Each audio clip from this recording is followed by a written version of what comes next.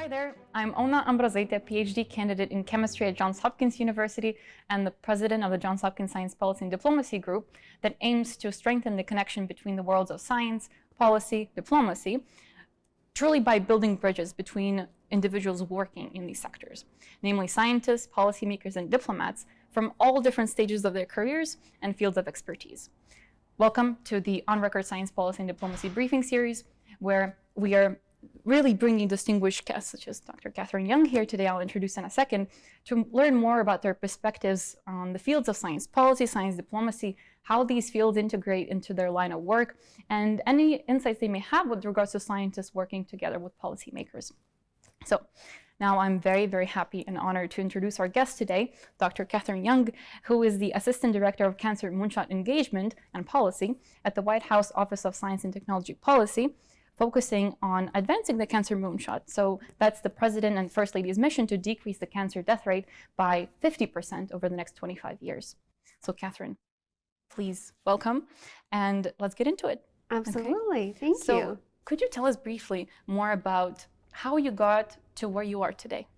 Yeah, and thank you so much for having me today. It's just such a pleasure. So I am a scientist by training, and I don't have like a very inspiring origin story, to be honest. It is when I kind of reflect back on how I got to this point, I would say that I had an older brother in high school that would take all the hard math and science courses, and I was like, of course I have to do that, and so there was no inspiring story behind it other than I needed to do what my brother was doing.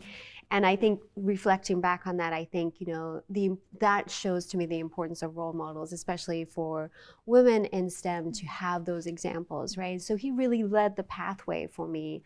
But I am also an immigrant. I came to the United States when I was 18 from South Africa with my parents, and so I think I bring a perspective that sometimes is a little different from others, making sure that I bring in kind of that global perspective and why it's so important. And I think because of that, this passion for science that started way back in high school, combined with the global aspect, has really driven my career choices.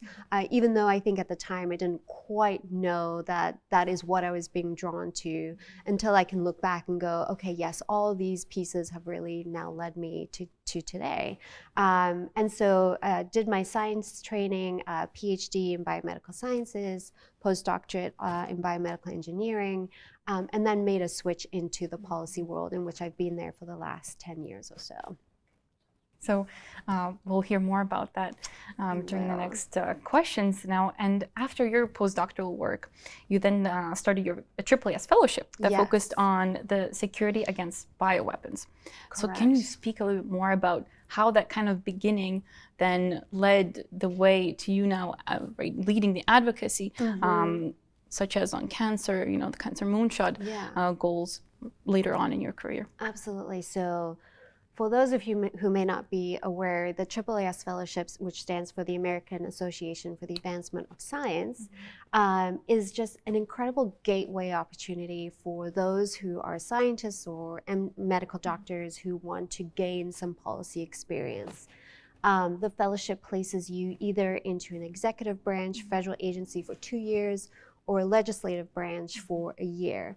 And I was so lucky to be placed in the Department of Defense in the Nuclear, Chemical, Biological Warfare Division, which, talk about a complete 180 shift from becoming a scientist to now working on these, things I had never really even known about before.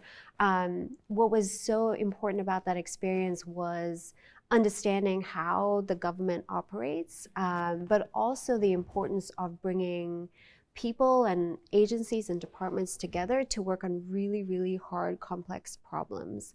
And I think that is a lesson that I have carried with me throughout my career, in terms of we cannot do it alone. And by we, I mean one person, one organization, one government, one country. We have to come together to be able to solve these problems. And that is something that I now focus on with the Cancer Moonshot. My role is to take the Cancer Moonshot globally. So how do we take our mission, which you stated earlier, which is to decrease the cancer death rate by 50% over the next 25 years, and really expand that mission beyond our own borders as well. So that experience really has carried me through in terms of the lessons I learned, which, you know, the subject matter might be different, but the way that we approach these big problems certainly was where I started to learn that from. Okay, that's so good to hear for our audience members who are considering AAAS fellowships, Yes, right? To know absolutely. how it can lead, right, to such incredible experiences and, you know, the later steps in your career. Absolutely. I would say that for anybody who is interested in the policy world, definitely look into that fellowship as an option. It is certainly a gateway into the policy world that sometimes may be difficult to break into if you don't have that natural door that opens up for you. And so this is just a really incredible opportunity to look into for those who are interested, for sure. Definitely. We'll advertise that more. Okay. Okay. So now, speaking of, you know, the more global aspect, global scale topics, science diplomacy, right? You also have, right, the science policy experience, but also a lot of science diplomacy work. Yeah. And with that regard, you served as the senior science and innovation advisor and head of the DC team for the Foreign Ministry of the United Kingdom. Right. Right. So as a scientist now by training, how do you apply all those skills, right, the knowledge in the context of the international affairs or international efforts to advance the science and technology policies? Yeah, well, what I learned during that opportunity was how science can be used as a tool for diplomacy. It is something that most countries are very excited about and want to make progress in. And to be able to use science as a way to kind of lift up from all the other kind of international sensitivities that might be ongoing. Science really raises above all of that, and you're able to have very clear and concise conversations around particular topics. So working at the Embassy of the United Kingdom, which again, for the audience, for anybody who is interested in science policy, science diplomacy, a lot of the embassies here in Washington, DC actually hire Americans because it's a lot cheaper for them to hire here locally than bring a diplomat in, and also that you're bringing with you expertise about the way things work. You're bringing in your own networks of people and organizations, so it makes sense. So for anybody who's interested, make sure you look at those opportunities as well, because a lot of times people don't realize that that is another avenue you can use with your science degree in the policy world as well. That was just an incredible experience, because kind of taking from what I'd done and learned at the Department of Defense, they're working on big problems, both within the former Soviet Union countries, but then also at the time the Ebola outbreak happened and I got switched over to that portfolio, so got to see how the government rallied around that response, to then working in a very kind of diplomacy type environment whereby it's not just now bringing the different federal agencies together to work together, but how do you take that and apply it to countries now working together, which, you know, I think there are things that are very similar in bringing people and ideas and resources together that can be applied to bringing countries together as well. And what I learned during those two experiences is that I love kind of looking at a system and thinking about where are the gaps, where are the opportunities, where if we bring, you know, people and resources together, can we accelerate progress? And that specific experience for me at the British Embassy really kind of amplified that, you know, excitement for me on really working on big problems together with big solutions as well. And so I think it was a very kind of natural segue going from the Department of Defense to now working for the United Kingdom at this level, to be able to really tackle large problems at the international level as well. Okay, no, that's wonderful to hear. I mean, science diplomacy is, I think, a little bit newer, right, concept than science policy. So it's great to hear that people can actually, you know, have science diplomacy opportunities and jobs in Washington, for example. Absolutely, and I think it is important for students to kind of do a little bit of homework. And I think this is what you're doing is an amazing opportunity to be able to highlight different things for students students, but there are so many opportunities out there other than, when I was a PhD student, I thought academia, so the research track, or the teaching track, or the industry track were my only three options, and that's just simply not the case. And that's exactly what our group is also trying to emphasize, right? That you can look up from the bench, right? And it can be, sure, industry, it could be academia, but it could be science policy or science diplomacy or science communication advocacy. Absolutely. And I think it also depends on what you as an individual really value and gain excitement from. So for example, as a scientist, we typically become very vertical in the way that we think and the expertise that we gain. We become, the world's leading experts on something that is quite unique in the world. And I think that is exciting for some people to be able to continue that process of becoming more and more of an expert. In the science policy world, it's flipped. So instead of going vertically, you now go horizontally, where you have to know enough information about something, but you have to be able to tackle a number of broad topics that may not necessarily be in your field of expertise. But one of the great things about becoming a scientist is that you can learn from the skills that you have gained and apply that to areas that you don't actually know much about, and become, a somewhat mediocre expert in it. And that's okay too, so you don't have to become the world's expert, but you do need to know enough to be able to make really good decisions about it. But it's that breadth that I think, to me, is really exciting versus that vertical component, which a lot of people find exciting too. Now that's, again, great to hear that coming from you, because we do get a lot of questions from our audience sometimes saying, but how can I talk about this topic when I'm not an expert? Exactly. Right? That you can have this, knowledge, be a generalist, right? Absolutely. Instead of really, really focusing on one single topic. Absolutely. And then just to add one more thing to that, is that I actually do think that is a fear a lot of people have, is going exactly what you just said, going into a room thinking they're not the expert and therefore they cannot have an opinion. And you have to lose that fear pretty quickly when you work in the policy world, because you're just never going to reach that level of expertise quick enough. And so you have to be able to go into a room being okay with not being the expert, but still being okay with providing your input and your opinion, which is very valued.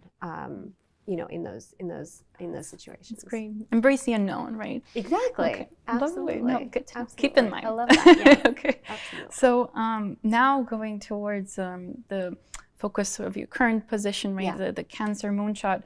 So when we think about advancement in such really challenging areas as cancer treatment, right? There are many levels at which research is ongoing, right? So you can see the most immediate results from, for example, clinical studies, right? And there might be this temptation to put the most resources, most money into these kinds of studies that really use these developed treatments or, clinical patients, for example, when pursuing the ambitious goals of cancer, a Moonshot project. So how can we support, however, the entire pipeline of research? So going from basic, foundation, right, to then translational studies and then the clinical studies. Yeah, it's such a good question. And at the Cancer Moonshot, we really focus on the entire pipeline. And that doesn't just mean from basic research, translational research, and clinical trials. It also means looking at the experience of a patient as a whole, and the other areas that research must be taken to be able to improve the health outcomes of patients. So we obviously provide a lot of focus on the research part. Driving new innovations is important. The first Cancer Moonshot, which started in 2016 through the 21st Century Cures Act, actually committed $1.8 billion towards cancer research, and that would have covered both from the basic through clinical trial research as well. But this time around, we of course have a focus on that. In fact, the President's FY24 budget committed an extra $3 billion towards cancer investments across the federal government. What's important about that is that it doesn't just go to the National Cancer Institute. It goes to a number of agencies throughout the government that are all tackling cancer in different ways. And I think that's really important. Another question that we think about a lot is, the tools and the resources that we have already developed here in the United States and around the world, how do we make sure that they are accessible by everybody in the United States? That what we have, those solutions that already exist, actually reach all of those individuals across the country, especially in the underserved and rural areas that might not have the access to them. And so that's another, I think, really important part that we're starting to focus on, is not just that innovation pipeline, but then also making sure that that innovation is actually reaching everybody in the United States. And that's another area of our focus as well. Okay, now that I think ties really nicely into one of our later questions about cancer detection, for example. How can we really make sure that people get screened regularly? Absolutely. But before that, just some thoughts about how does one even approach this challenge of laying ground for a 25-year project, right? That will have to persist through multiple administrations, right? And Congresses. So how do you even approach that? Yeah. Well, first of all, cancer is a bipartisan issue. We really have a lot of support on both sides, and I think that's important to remember through this process of us reaching these very ambitious goals of the president. It is also important to realize that the Cancer Moonshot was actually included in the president's unity agenda. These are areas that people from all walks of life in the United States can get behind and support. And of course, cancer is one thing that does unify us. It does unite us because every one of us almost are touched by cancer in some capacity. So I think that's really important up front to say, because we do have an enormous amount of support for it, regardless of what that administration might look like. For us as the Cancer Moonshot, the way that we've approached this work, and I mentioned this before, is kind of an all-of-government approach. So the president actually convened for the first time, when he reignited the Cancer Moonshot, a cancer cabinet, which brings together over 20 different departments and agencies in the federal government together. And this cabinet brings together, your usual suspects when it comes to health: CDC, NIH, NCI, but it also brings to the table agencies you would not maybe think about when you think about cancer. So NASA, Department of Labor, Department of Commerce, the Environmental Protection Agency, or the EPA. All these agencies are coming together to ask the question, what can we do to help solve for really complex, challenging problems when it comes to cancer and cancer patient experiences? And they're all going back to their agencies and making this a priority, and really setting in formation and setting that foundation for research and activities and programs in their budgets with their teams that will last for many years. So we are very confident that the work that we are starting today, while it might just be at the tip of the spear, it is really laying the foundation for many, many years to come. And we believe that because this is such a supported topic, it will be supported for many, many more years to come. The other aspect to it is that we don't just rely on bringing agencies together, and we don't just rely on the federal government really pushing this forward. Another keystone of the Cancer Moonshot is public-private partnerships. So being able to form these partnerships where gaps might exist, and those can exist outside of an administration. And then, of course, bringing in the advocacy and the patient communities, which are the guards against making sure that this work continues. And we know that with their help, this work will always be in motion and moving forward. Okay, now it's great to hear, right? For me, right, for the audience, for those who are listening, that it is possible, right? It is possible. Have such an ambitious, initiative, but it will persist regardless of what roller coasters we see. Okay, for sure. So now going back to the question about screening, one of the big challenges in cancer treatment is cancer detection. And many patients might have worse outcomes because they're not screened in time. And that could be because of the high costs or the just inadequate medical infrastructure that's there. So how can we, whether in the policymaking, diplomatic, or scientific circles, really act to make this kind of testing more accessible, right? So that people who don't even know that they're sick still get tested frequently? I mean, I think you've hit on so many key points that we think about every day at the Cancer Moonshot. And that is, first of all, that's screening and closing that screening gap that now exists because of COVID, where we lost over 10 million screenings, is such an imperative part of the work that we're doing and one of our core pillars of work that we're undertaking. So screening is up front and center as a priority for us as the Cancer Moonshot. To answer your question, how do we go about this? Again, we kind of take a step back and look at the system, and we go, where are the gaps that exist right now, and how do we make sure that we're filling those gaps with the expertise and the resources that we have? So examples of this is that the CDC has committed $1 billion towards screening programs, and they've already released around $200 million in that in funding of grants that are going to every single state within the United States to make sure that especially those that are in underserved areas are getting screenings. So there's that part of it.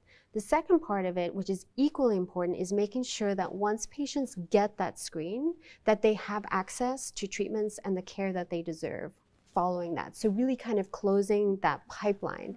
And to do that, there is a federal agency called the Health Resources and Services Agencies, which specifically is targeting underserved and rural communities, making sure that they have access to primary care and good, affordable care.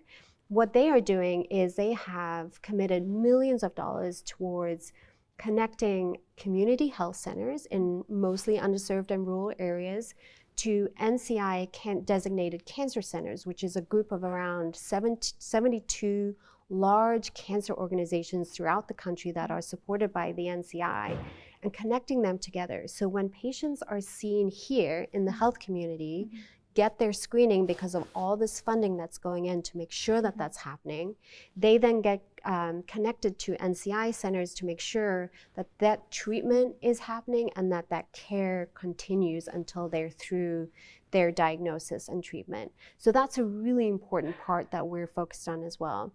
I think the third part of that is really looking at innovative ways that we can improve screening or devise new screenings, that innovation piece. And what I want to just say about that is that last year, a new federal agency was created called ARPA-H. It stands for the Advanced Research Projects Agency for Health.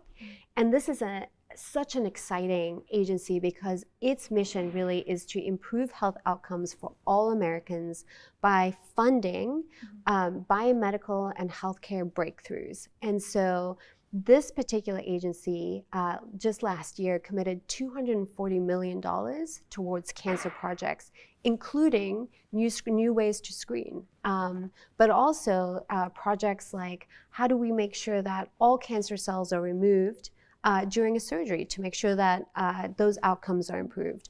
Or how do we capitalize on our immune system to fight cancer in really targeted ways? So that agency is going to be a huge part of the way that we actually accelerate innovation forward for patients, and it also includes that screening part as well in that innovation kind of ecosystem. So we're tackling that screening part from a number of different ways so that we collectively make sure that everybody has access to screenings, but we're also pushing forward on the innovation part of it as well. So it's so interesting, right? And that's what we need, right? To start right with the screening, to provide the care, and then there's also the new ARPA-H, Exactly. right? That then looks at the innovation, like the breakthroughs, Absolutely. right? Why not? Absolutely. Right? What could It's happen? such an important part of it that we must still continue pressing on because that innovation piece is going to be key to reaching the president's goals in the future, for sure. Wonderful. Yeah. Thank you so much for that.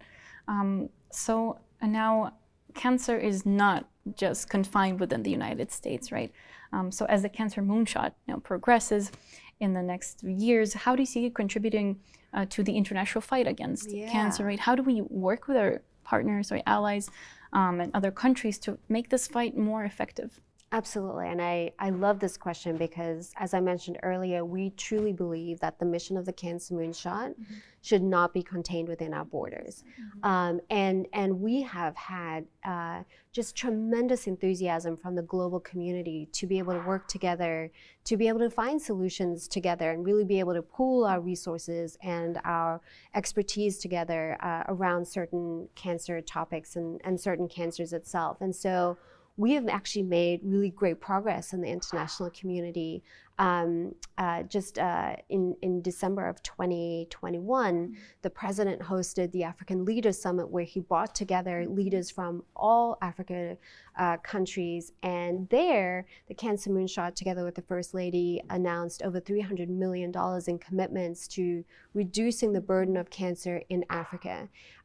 We are also working with India, for example, another country that has a very high burden of cancer, but also a great pipeline of innovation. So working with countries like India, working with countries in Africa is really important for us, not to only to be able to collectively think about how we can tackle these issues, but also for the United States to be able to learn about what innovation is happening in these countries. We really want a two-way dialogue with countries. We never go into these conversations or discussions thinking that only the United States has something to contribute, because that's simply not true. And so we are often in receiving mode from these countries about what are they doing and how are they tackling large things in innovative ways that we might not be doing, and how can we work together to really amplify and support the work that is being done.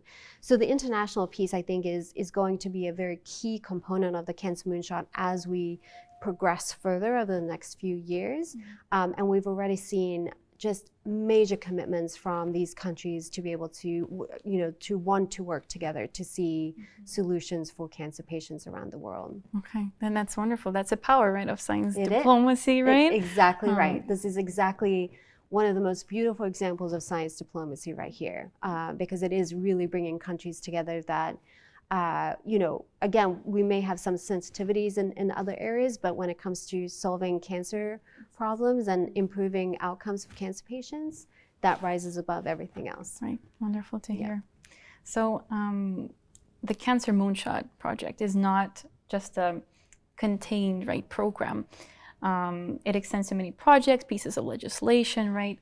So how do you even decide on priorities, right, to make your long-term goals really effective? Yeah, absolutely. Priorities are essential. I mean, when you think about cancer and the ecosystem that cancer resides in, whether that's the research system, the medical system, the insurance system, the advocacy systems, it's very complex and it can get overwhelming very quickly. And so when the president convened the cancer cabinet that I spoke about earlier, they also decided on the 5 priority areas that they would focus on. And that really gives us a blueprint to follow and to really work towards. So the 5 areas are, we mentioned earlier, closing that screening gap, which is so important. Understanding environmental and toxic exposures. So we know that certain toxic substances are related to higher incidences of certain cancers. So understanding that component of it. Making sure that we prevent more cancers before they start. Here's an example of the HPV vaccine that actually can prevent certain types of cervical cancer, head and neck cancers. Smoking cessation is one thing that we can tackle. Smoking is the leading cause of both cancer cases and cancer deaths here in the United States. So if we can tackle smoking cessation, that is a win right there. The innovation pipeline that we spoke about, not only formulating new innovations, but making sure that they're reaching communities, and then also supporting patients as well. So with that kind of blueprint of priorities that have been set, it really creates us the guidelines in which we then funnel the expertise, we funnel the funding, we funnel the working and task forces that are formed. As we think about a patient getting diagnosed with cancer, it's not just understanding the biology of the cancer and how we can mitigate that when cancer cells kind of go haywire, but also the experience of cancer patients too, and their families and their caretakers, right? I mean, a cancer diagnosis is devastating on so many levels. And so there are so many opportunities for us to really be able to make an impact for cancer patients, working across the spectrum with all these different agencies, different partners who are all bringing in just a different way to think about these problems so that we can collectively make a big impact for these patients. No, it's wonderful to hear, right, that you're taking everything starting with the testing, through the care, through the innovation. So absolutely, everything is being thought of. Everything right? is being thought of. Okay. Yes, absolutely. Good. So proud. So now the last question is focused on the young, early career scholars, like scientists, or those who are, not coming from the scientific fields but interested in these science, tech, innovation topics. So a lot of us, for example, speaking from my perspective, we're interested in these kinds of moonshot projects, big goals aimed at long-term scientific advancement. Yeah. So how can young people be involved in and really help you achieve those goals? Oh, well, that's such a great question. Well, first of all, anybody who wants to reach out to the Cancer Moonshot, we make ourselves available. We want to hear from everybody because everyone's going to bring in a different solution to a problem or a different way of thinking about that. And that is especially true for our younger generations and our upcoming scientists who are going to see problems differently than what we do. Anybody who wants to reach out to us can. You just go to the White House website, search Cancer Moonshot, and we have a direct way that you can submit a message directly to us, and we read all of those messages, really? and we will respond to you. So there's that way. But I think also one of the other things I just want to highlight is the Cancer Moonshot Scholars Program, which is the NCI's mission really to make sure that our upcoming next generation of cancer researchers look like our country, the diversity of our country. And so that is one thing that if you are interested in the kind of the cancer research part of it, the Cancer Moonshot Scholars Program is a wonderful way to get involved as well. If you are already in research, I would highly recommend looking up that program as well. But I think, doing what you're doing right here, you are allowing these opportunities for information to be spread to audiences that sometimes we don't touch, I think is just an incredible example of what our younger generations are doing and is so helpful. So just even having this opportunity to talk about the Cancer Moonshot with people that probably haven't heard about it before is just such an amazing opportunity. So thank you so much for providing that. It's thanks to you, Catherine. And that perfectly leads us to the very last part where I really would like to thank you for your time on behalf of the entire Johns Hopkins Science Policy Diplomacy Group for joining us here, right, in this beautiful, beautiful building, Bloomberg Center in the heart of Washington, D.C. And for the rest of the audience here, thank you so much for tuning into our On Record series, and please follow us and stay tuned.